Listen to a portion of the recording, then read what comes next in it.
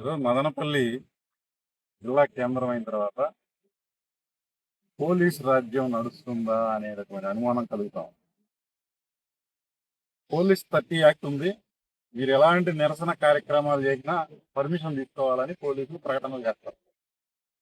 Police స్టేషన్లకి మేము ఫలానా సమస్య మీద ధర్నా చేయాలని చెప్పి లెటర్లు తీసుకొని పోతే పోలీస్ స్టేషన్లో ఎస్ఐ కానీ సిఐ కానీ మాకు సంబంధం లేదు, డిఎస్పీ గారిని కలవండి అంటారు.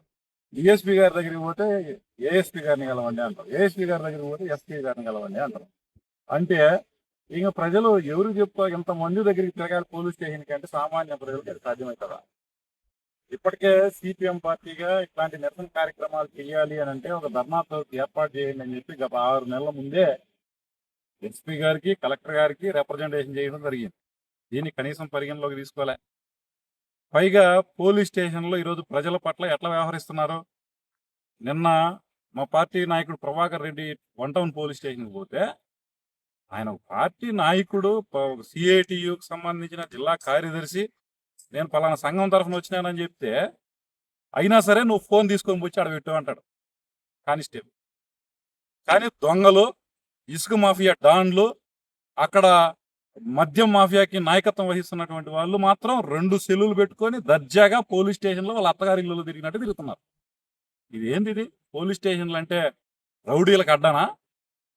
సామాన్య ప్రజలు పోలీస్ స్టేషన్లో సమస్యలు చెప్పుకునేదానికి ఏమైనా అవకాశం కల్పిస్తున్నారా? ఒక ప్రజా సంఘాల్లో పనిచేసే ప్రజల సమస్యల మీద పనిచేసేటటువంటి నాయకులకే మీరు విలువ లేదంటే ఇంక సామాన్య ప్రజల పరిస్థితి ఎట్లా ఉంటుంది?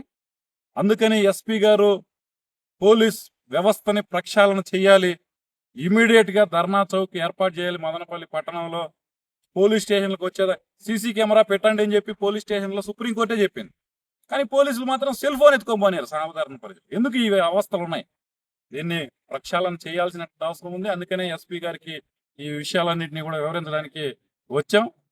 ఎస్పీ గారు కనుక స్పందించకపోతే ఈ విషయం మీద ఖచ్చితంగా ఆందోళన కార్యక్రమాలు చేయాల్సినటువంటి పరిస్థితి కూడా వస్తుంది. ఇప్పటికే పోలీసు వ్యవస్థ ప్రజాస్వామ్యాన్ని అపహాస్యం చేసే విధంగా వ్యవహరిస్తుందనేటటువంటి దీన్ని నిందలను మూటగట్టుకుంటా ఉంది. మనం రాష్ట్రంలో, దేశంలో జరుగుతున్నటువంటి పరిస్థితులన్నీ చూసిన తర్వాత ఎప్పటికైనా మీరు రాజ్యాంగబద్ధంగా ఇచ్చినటువంటి హక్కుల మేరకి రాజ్యాంగబద్ధ పదవుల్లో ఉన్నారు, ఆ హోదాల్లో ఉన్నారు.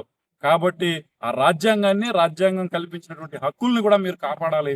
అది మీదే బాధ్యత. కాబట్టి మీరేదో మేము అధికార పార్టీకి తొత్తులుగా వ్యవహరిస్తామంటే ప్రజలు సహించరు. దీని మీద ఖచ్చితంగా ఉద్యమిస్తారు. ఈ విషయాన్ని మేము సిపిఎం పార్టీగా చెప్పదలుచుకున్నాం. ఇప్పటికైనా ప్రజలకి, ప్రజా హక్కులకి భంగం కలిగించకుండా పోలీసులు వ్యవహరించాలని సిపిఎం పార్టీ తరఫున ఎస్పీ గారికి విజ్ఞప్తి చేస్తా ఉన్నాం.